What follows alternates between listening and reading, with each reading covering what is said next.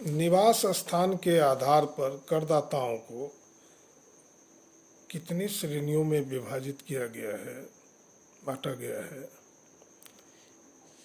यह जानने के लिए हमें करदाता के निवास स्थान से संबंधित तथ्यों पर चर्चा करनी है।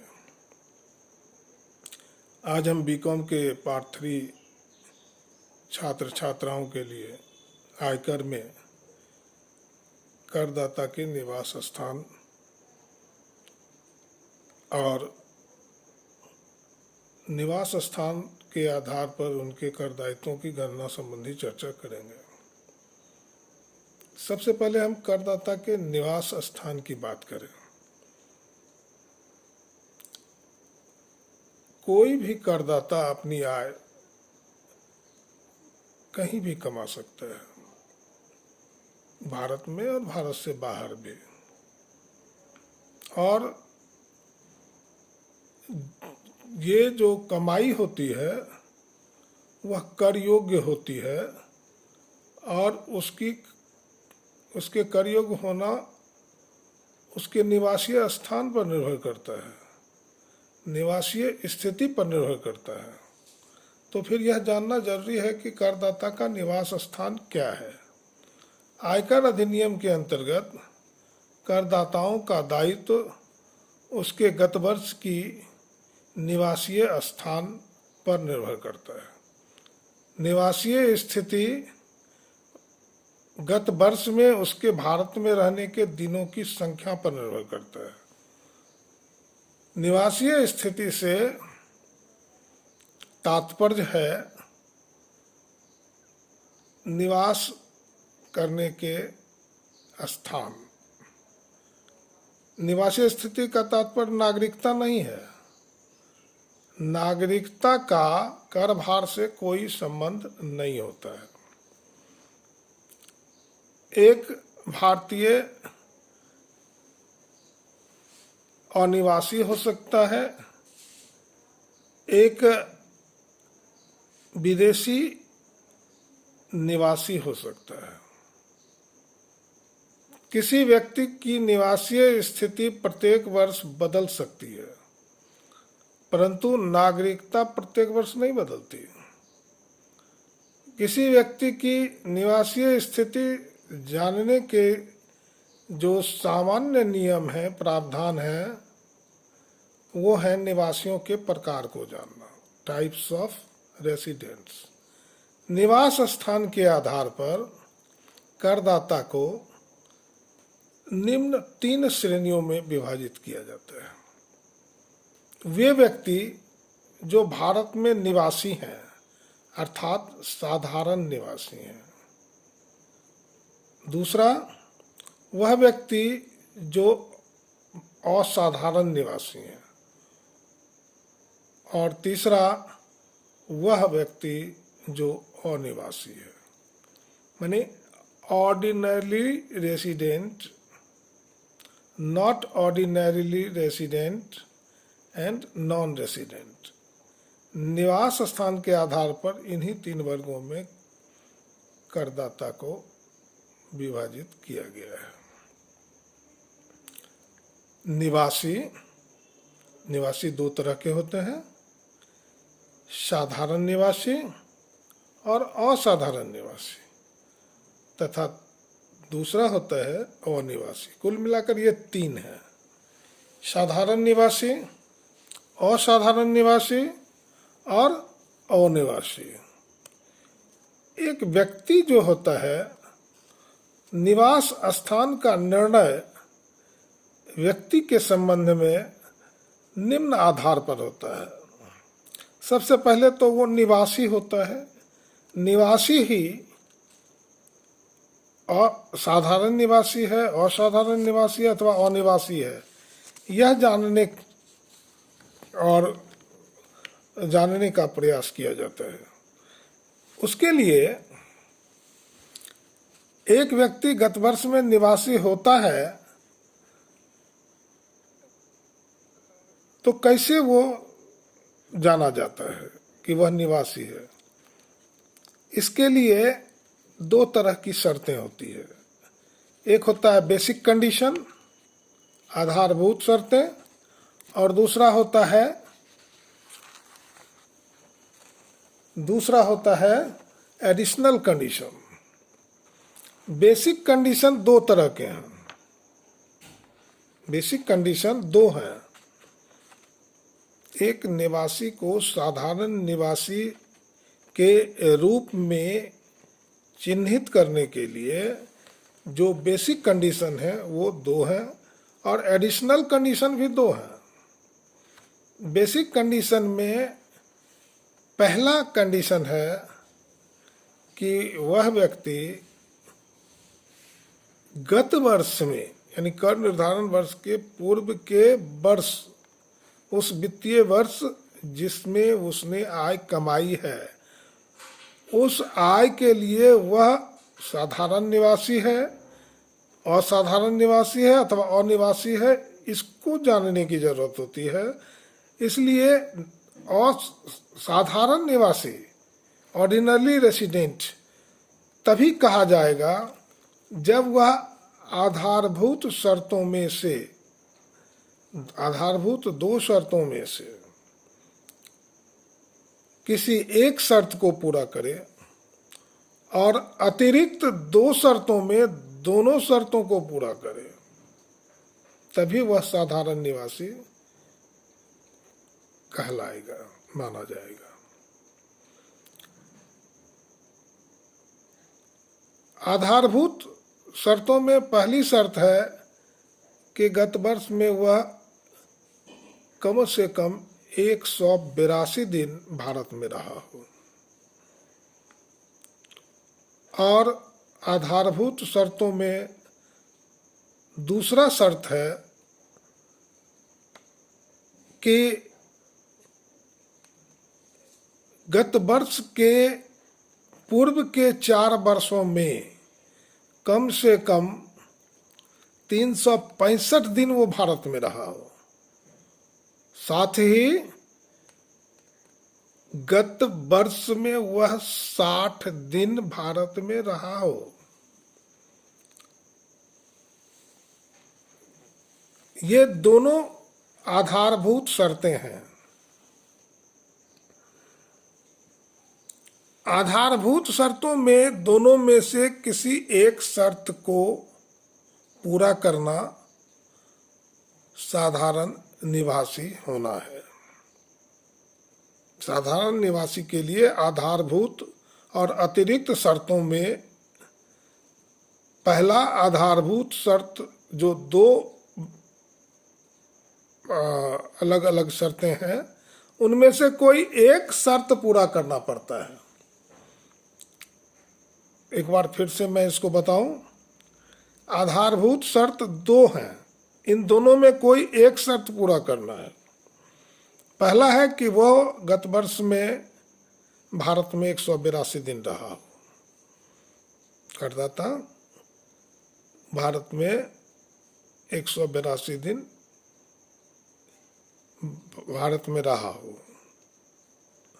एक निवासी, साधारण निवासी तभी कहलाएगा जब वह गत वर्ष में 182 दिन, 181 दिन नहीं, 182 दिन, एक दिन भी कम नहीं, 82 दिन, 182 दिन भारत में रहा हो, अथवा गत वर्ष के पूर्व के 4 वर्षों में 365 दिन भारत में रहा हो, तथा गत वर्ष में 60 दिन रहा हो। यह दूसरा बेसिक कंडीशन है। तो पहला बेसिक कंडीशन और दूसरा बेसिक कंडीशन में कोई एक कंडीशन अनिवार्य है, तभी वो साधारण निवासी कहा जाएगा। और दो अतिरिक्त शर्तों में पहली शर्त है कि गत वर्ष के पूर्व के 10 वर्षों में, गत वर्ष के पूर्व के 10 वर्षों में कम से कम वह 2 वर्ष निवासी के रूप में रहा हो, अर्थात आधारभूत शर्तों में से किसी एक को पूरा किया हो। और एडिशनल कंडीशन में दूसरा जो कंडीशन है वो है कि गत वर्ष के पूर्व के 7 वर्षों में 730 दिन भारत में रहा हो। गत वर्ष के पूर्व के 7 वर्षों में 730 दिन भारत में रहा हो। ये दोनों अतिरिक्त शर्तें पूरी करने पर ही एक निवासी साधारण निवासी के रूप में जाना जाता है। साधारण निवासी होने के लिए कुछ अपवाद भी हैं। यदि कोई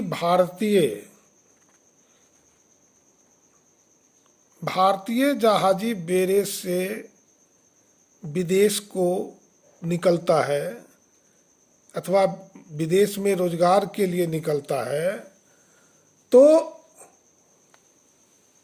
ऐसे भारतीय को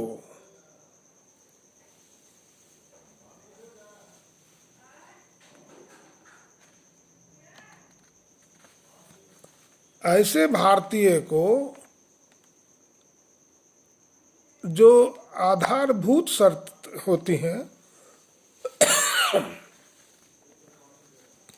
उसे ही पूरा करना होता है। आधारभूत 2 शर्तों में कोई एक शर्त पूरा करे, अतिरिक्त शर्तों का इन पर कोई दबाव नहीं होता, इनके लिए अतिरिक्त शर्तें नहीं होती। और जब कोई व्यक्ति भारत का नागरिक है अथवा भारतीय मूल का नागरिक है, जिसके माता पिता यहाँ पर जन्मे हों, तो वो गत वर्ष में भारत भ्रमण पर आया हो और उसने शर्त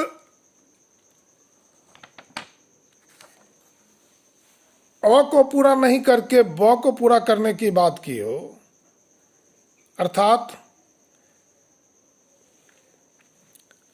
गत वर्ष के पूर्व के 4 वर्षों में 365 दिन और गत वर्ष में 60 दिन पूरा करने की बात करता हो, तो ऐसा व्यक्ति, ऐसा निवासी साधारण निवासी नहीं होगा जब तक कि वो 60 दिन के जगह 182 दिन भारत में नहीं रहा हो। कहने का तात्पर्य है कि अपवाद के दशा में भारतीय मूल का कोई व्यक्ति यदि भारत आता है तो उसे गत वर्ष में 182 दिन रहना काफी है, उसके लिए अतिरिक्त शर्तें नहीं होती हैं। और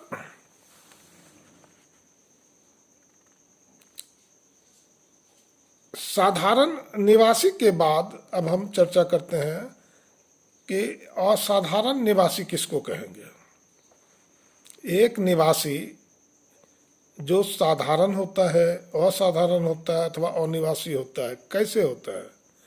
तो अभी हमने जो चर्चा की वो बताया हमने कि एक निवासी साधारण निवासी तब होता है जब वह आधारभूत 2 शर्तों में से कोई एक शर्त पूरा करे और अतिरिक्त 2 शर्तों में दोनों को पूरा करे तो वो साधारण निवासी होगा। कुछ अपवादों को लेकर साधारण निवासी के संबंध में अपवादों की चर्चा मैंने अभी की है।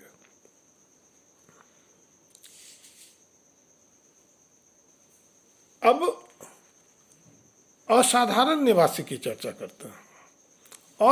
असाधारण निवासी कौन है? तो असाधारण निवासी वो है जो आधारभूत शर्तों को तो पूरा करता है, आधारभूत 2 शर्तों में कोई एक शर्त तो पूरा करता है, लेकिन अतिरिक्त शर्तों में वो दोनों अतिरिक्त शर्त को पूरा नहीं करता है।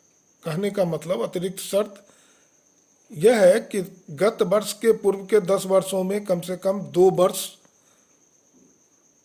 वह साधारण निवासी रहा हो। और गत वर्ष के पूर्व के 7 वर्षों में 730 दिन भारत में रहा हो। तो ऐसी दशा में इन दोनों अतिरिक्त शर्तों को नहीं पूरा करने से वो असाधारण निवासी माना जाता है। कर निर्धारण अधिकारी को यह संतुष्ट करना पड़ेगा कि वो असाधारण निवासी है। यदि उसने यह स्पष्ट कर दिया हो कि गत वर्ष के पूर्व के 10 वर्षों में वह 9 वर्ष तक निवासी नहीं रहा और गत वर्ष के पूर्व के 7 वर्षों में वह 730 दिन से कम ही भारत में रहा। ऐसी दशा में बेसिक कंडीशन को पूरा करने के बावजूद अतिरिक्त शर्तों को पूरा नहीं करने के कारण वो असाधारण निवासी कहा जाएगा। और एक व्यक्ति अब अनिवासी कैसे माना जाता है? एक व्यक्ति के बारे में अभी हमने चर्चा की कि वो साधारण निवासी कैसे माना जाता है, असाधारण कैसे माना जाता है, अब अनिवासी कैसे माना जाता है, इसकी बात हम लोग करें। तो जब कोई व्यक्ति आधारभूत शर्तों सहित अतिरिक्त शर्तों को भी पूरा न करे तो वह अनिवासी कहलाता है।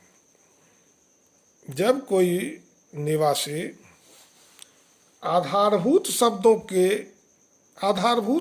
के साथ साथ अतिरिक्त शर्तों एडिशनल कंडीशंस को भी पूरा नहीं करता है तो वो अनिवासी कहलाता है, नॉन रेसिडेंट। एक निवासी को हम 3 भागों में बांटा हमने, साधारण निवासी, असाधारण निवासी और अनिवासी। ये एक व्यक्ति के संबंध में नियम की चर्चा थी। अब हम संयुक्त हिंदू परिवार, फर्म और व्यक्तियों के संघ के साधारण निवासी, असाधारण निवासी अथवा अनिवासी होने पर चर्चा करें। हिंदू अविभाजित परिवार, फर्म या व्यक्तियों का जो संघ होता है उसके लिए जो आधारभूत शर्तें होती हैं साधारण निवासी होने के लिए, उसमें पहला शर्त है कि इनका नियंत्रण और प्रबंध, फर्म या व्यक्तियों के संघ या संयुक्त हिंदू परिवार का नियंत्रण और प्रबंध पूर्ण रूप से या आंशिक रूप से भारत में हो साधारण निवासी होने के लिए। साधारण निवासी वह होंगे जो भारत में, भारत के अंदर ही नियंत्रित और प्रबंधित हो रहे हों और इसके साथ साथ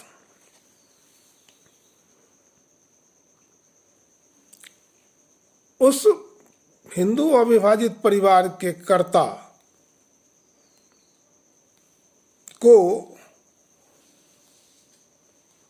एक व्यक्ति के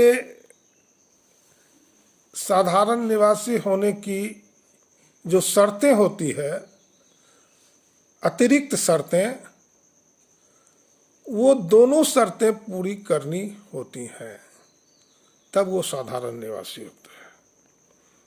मतलब हिंदू अविभाजित परिवार और फर्म और एसोसिएशन ऑफ पर्सन, व्यक्तियों का संघ, ऐसे संस्थाओं के लिए, ऐसे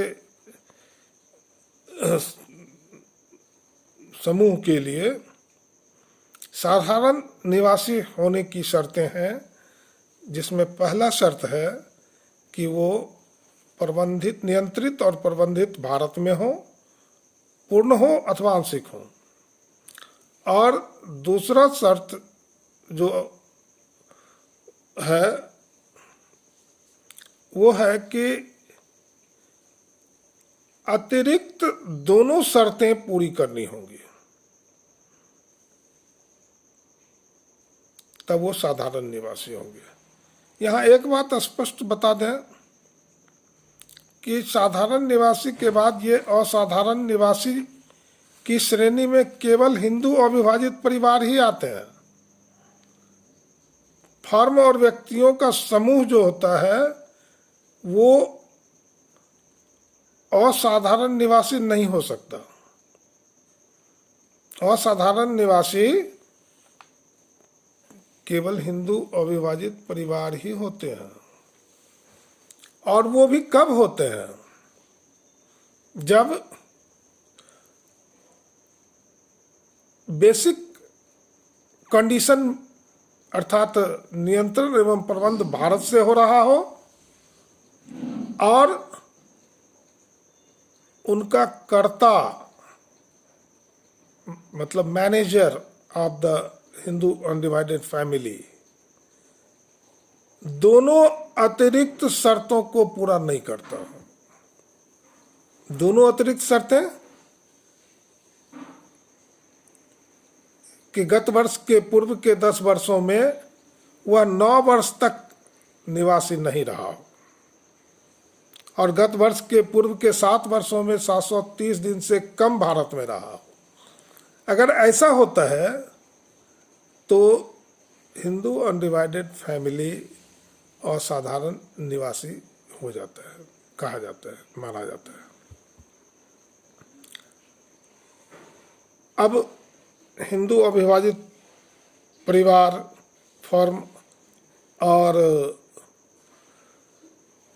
व्यक्तियों के संघ की चर्चा करते हुए इनमें से अनिवासी किसे कहा जाएगा पर चर्चा करता हूं। अनिवासी कौन होगा? तो ये तीनों प्रकार के जो करदाता होते हैं उस दिशा में अनिवासी कहे जाएंगे जब उनका संपूर्ण नियंत्रण एवं प्रबंध भारत से बाहर हो। हिंदू अविभाजित परिवार, फर्म, ग्रुप ऑफ पर्सन्स का नियंत्रण एवं प्रबंध, कंट्रोल एंड मैनेजमेंट भारत से बाहर से हो रहा हो, तो ऐसी दशा में ये तीनों अनिवासी कहे जाएंगे। Non resident Hindu undivided family, non resident firm, non resident group of person.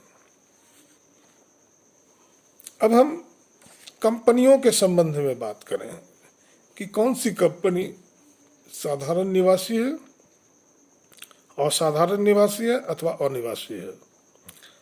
तो ये बात स्पष्ट है कि कंपनी जो भारत की है, भारत में निवासी है, यदि यह भारतीय कंपनी है और इसका प्रबंध और नियंत्रण पूर्णतया भारत से होता है तो ये रेसिडेंट कंपनी कहलाएगा। साधारण निवासी, ऑर्डिनरी रेसिडेंट। कंपनियां असाधारण निवासी नहीं होती, इसलिए असाधारण निवासी की श्रेणी में कंपनी को नहीं माना जाता। कंपनियां साधारण निवासी होती है अथवा अनिवासी होती है। साधारण निवासी होने के लिए इसका पूर्णतया प्रबंध और नियंत्रण जो है भारत में हो और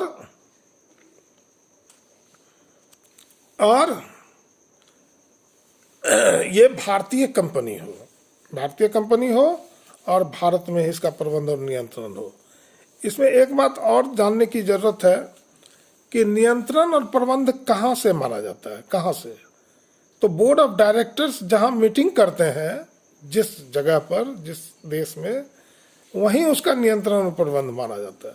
तो पूर्णतया नियंत्रण और प्रबंध होने पर ही कंपनी साधारण निवासी की श्रेणी में आता है, और कंपनी अनिवासी नॉन रेसिडेंट की श्रेणी में तब आता है जब वह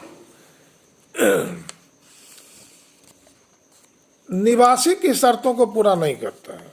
अभी जो दोस्त बात हमने कहा कि कंपनी भारतीय हो और उसका नियंत्रण और प्रबंध पूर्णतया भारत में हो, अगर ये दोनों शर्तें पूरी नहीं होंगी तो ये कंपनियां अनिवासी कहलाएगी, नॉन रेसिडेंट कंपनी कहलाएगी। अब अंत में एक बात और बताना चाहूँगा कि यदि कोई व्यक्ति करदाता के रूप में किसी आय के स्रोत पर साधारण निवासी है, असाधारण निवासी है अथवा अनिवासी है, तो उसके सभी प्रकार के आय साधनों को उसी श्रेणी में रखा जाएगा। अगर वह अनिवासी है तो अनिवासी की श्रेणी में किसी भी तरह की आय होगी उसकी। अगर वह साधारण निवासी है तो उसकी सभी तरह की आय स्रोतें जो है वो उस साधारण निवासी के श्रेणी में आएंगे। तो इस तरह से एक करदाता को निवास स्थान के आधार पर जिन श्रेणियों में विभाजित किया जाता है और उसकी पहचान की जाती है, उसकी चर्चा हमने आज की। अगले क्लास में मैं आपको आयकर से संबंधित और भी तथ्यों का परिचय कराऊंगा। धन्यवाद। जय हिंद।